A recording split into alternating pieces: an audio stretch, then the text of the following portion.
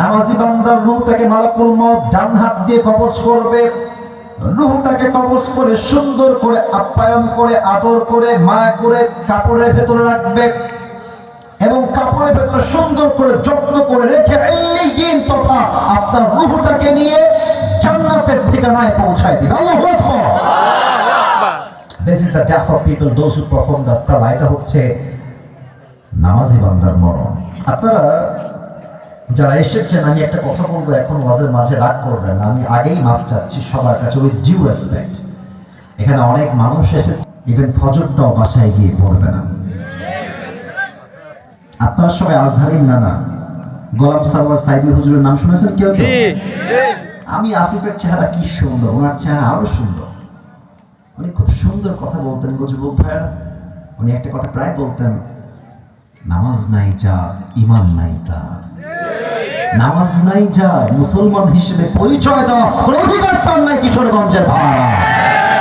বেনামাজির মৃত্যু কত ভয়ঙ্কর হবে আজকে আমি শোনাতে চাই উইথ রেফারেন্স হাদিস থেকে স্পষ্ট ভাষায় বলবো। একজন যুবক যদি উঠে যায় বুঝে ফেলবেন তার কপালটা পোড়া, তাই উঠে যাচ্ছে।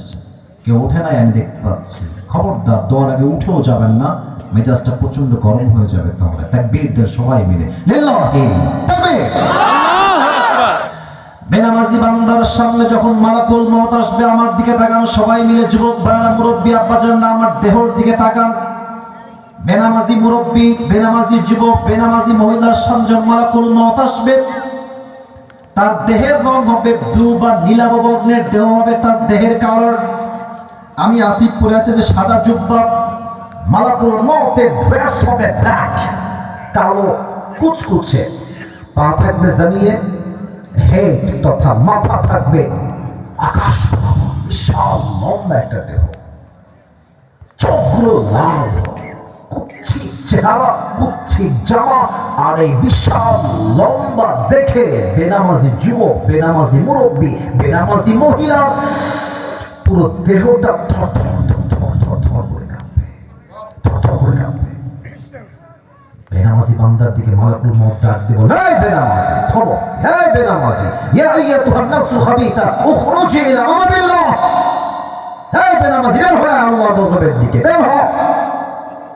নামাজি বান্দার মতো বেনামাজি রূহটা বের হতে চাইবে না, বের হয়ে ডান দিকে দৌড় দিবে, বাম দিকে দৌড় দিবে, আর পেছনের দিকে দৌড়ে পালাতে চাইবে।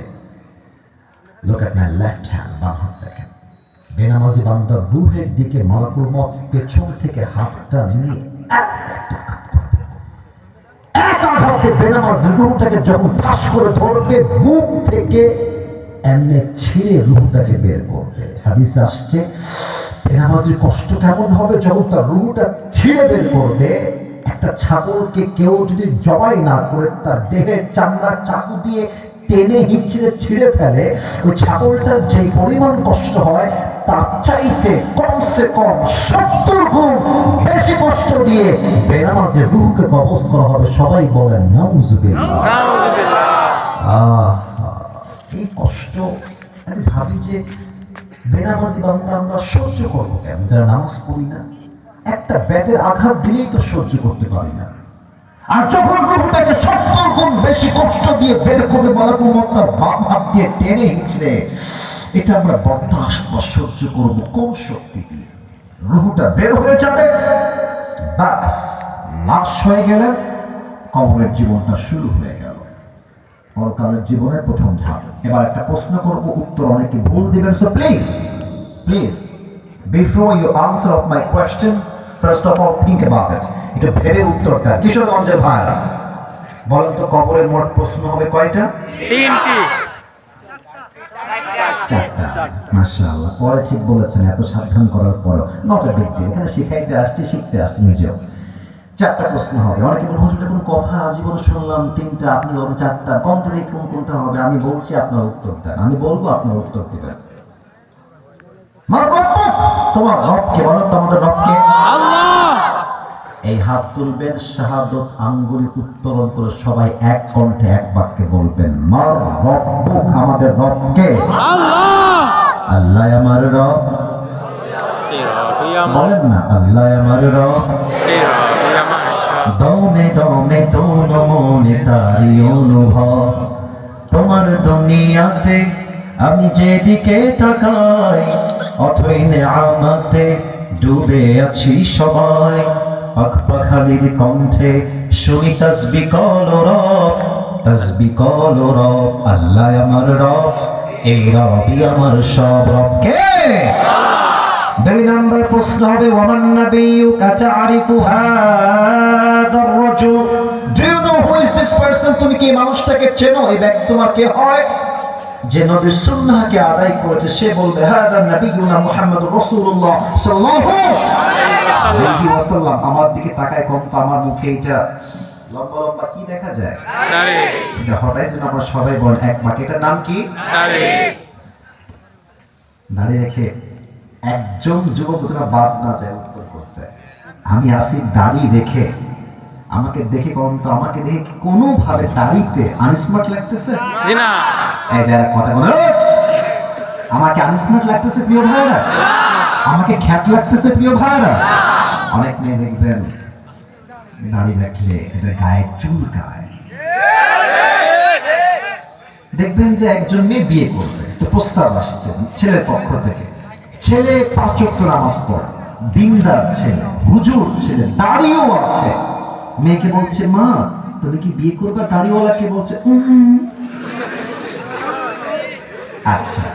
আরেকটা ছেলে আসছে, এই পাশেও চুল নাই, এই পাশেও চুল নাই, মাঝখানে সজার মতো খাড়া খাড়া। কি করে? টিকটক করে, পাশাপাশি গাঞ্জাও খায়। বলছে আব্বা ইয়েস, এটাই তো আমার লাগবে। মানে কিছু কিছু মেয়েদের রুচি এত খারাপ, দিনদার ছেলে পছন্দ না, সব গাঞ্জাখোর পছন্দ হয়। বাসও খায় সে এদের। কেন বাস খায় জানো? কথা বলে ফেললো, নাটক করে নেই তো আপনাকে। কেন বাস খায় এটা বুঝবেন, কারণ বোঝা এই জন্য জরুরি যে গাঞ্জাখোর তো, আই রিপিট এগেন, আমি আবারও বলছি, গাঞ্জাখোর তো নিজের জীবনের মূল্য নিজেই বুঝলো না, ও তার বইয়ের মূল্য বুঝবে কোন জীবনে? যুবক ভাইরা আমার, প্রিয় বোনেরা আমার, গাঞ্জাখোরকে বিয়ে করলে আজ মনে হবে ওয়াও কি সুন্দর দেখতে আমার গাঞ্জাখোর জামাইটারে। কয়দিন পরে যখন বাস জায়গার মতো পড়বে তখন বুঝবেন আল্লাহর হাবিব বলেছেন চরিত্র দেখে বিয়ে করো, এটাই সবচেয়ে দামি এবং সত্য কথা। যুবক ভাইরা তাই আমার নবীর মুখে দাড়ি ছিল না? ছিল। আস্তে কেন বলো, সবাই ছিল না? আমার নবীর মতো সুন্দর এই তল্লাটে এই পুরো পৃথিবীতে দ্বিতীয় আর কেউ কি হতে পারে? যাদের চেয়ে সুন্দর তুমি, নবী আমার কামলিওয়ালা, দো জাহানের বাদশা তুমি, প্যারা নবী সাল্লাল্লাহু আলা, দো জাহানের বাদশা তুমি, প্যারা নবী সাল্লাল্লাহু আলা। যাদের চেয়ে সুন্দর তুমি, নবী আমার কামলিওয়ালা। নবীকে কি আমরা কেউ সচক্ষে দেখেছি? বলেন, কোনো ভয় নেই, দেখেছি? নবীকে কি একবার সচক্ষে দেখতে আমাদের মনে চায় না? আল্লাহ আমাদের সবাইকে তুমি বেঁচে থাকা অবস্থায় স্বপ্নের মাধ্যমে হলেও নবীর সঙ্গে একবার হলেও সাক্ষাৎ করায় দিও। জীবনে বেঁচে থাকতে একটা বার হলেও তুমি আমাদের সবাইকে নবীজির রওজায় গিয়ে সালাম পেশ করার তৌফিক দান করো। সকলে পড়েন আমিন। মনে বড় আশা